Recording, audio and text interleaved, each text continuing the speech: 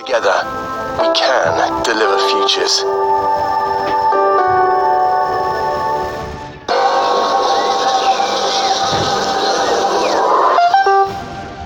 Over 800 million people use the internet in China. But things look a lot different there than elsewhere. Facebook and Google are blocked, for example. What's the internet like behind the Chinese firewall? Our topic today on Chip.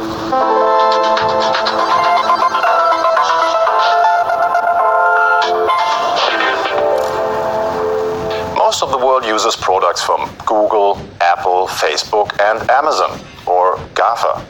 But not China. There, three homegrown tech giants dominate the industry. They're called Baidu, Alibaba, and Tencent, also known as BAT. In China, Baidu replaces Google, Alibaba is for e-commerce, and Tencent is more popular than Facebook is here. But that's not all. Baidu's map service instead of Google Maps, Weibo instead of Twitter, and WeChat instead of WhatsApp. In China, there are separate providers for almost every online service available in the West. But they're far more than just copies. In many fields like live streaming and online payment, Chinese providers have become global leaders. Daniela Stockmann is a professor at the Hertie School of Governance in Berlin and an expert on China's digital trends.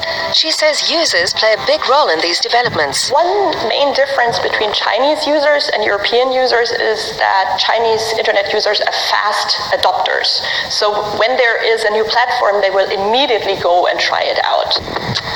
WeChat alone has more than 1 billion users a month. WeChat Pay is the leading mobile payment service. It works in supermarkets and at restaurants.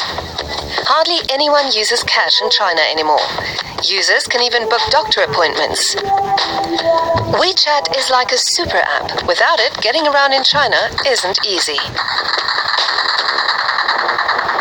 Social media platforms like WeChat, for example, emphasize less the distribution of information, but more social networking. So WeChat was invented as a means to develop what's called in China guanxi, social connections.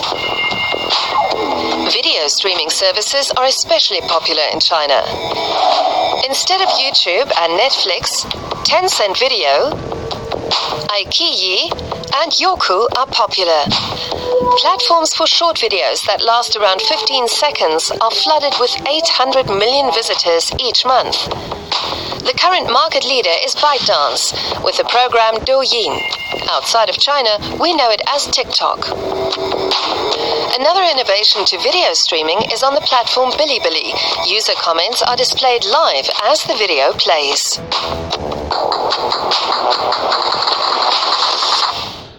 Things are trending more and more towards live streaming. The market leader Yingke counts 25 million active users every month. And the company takes user supervision very seriously. With the help of AI, more than 1,000 human content managers monitor streams for violations. They look for pornography, depictions of violence, and calls to violence. But smoking on screen or showing large tattoos could also get your account blocked. The Chinese state has started much earlier than US-based and European platforms to develop a vast institutional infrastructure in order to control and censor content. In the West, this is called content moderation. In China, they call it content management. But China doesn't stop at moderating content. It's created an enormous firewall to shield its users from the rest of the digital world. This comes in handy for many Chinese platforms because it eliminates foreign competition. But it also makes it easier to silence uncomfortable opinions. How does it all work? It is basically a huge, fast Ethernet connection that is connected via very few servers to the global internet. And because all traffic has to go through these servers, the Chinese government is able to block certain content. In China, foreign websites are mostly inaccessible. When the content is seen as not conforming to Chinese government regulations, their IP addresses are simply blocked. That applies to Google, the most used search engine in the world, as well as the user-administered online encyclopedia Wikipedia.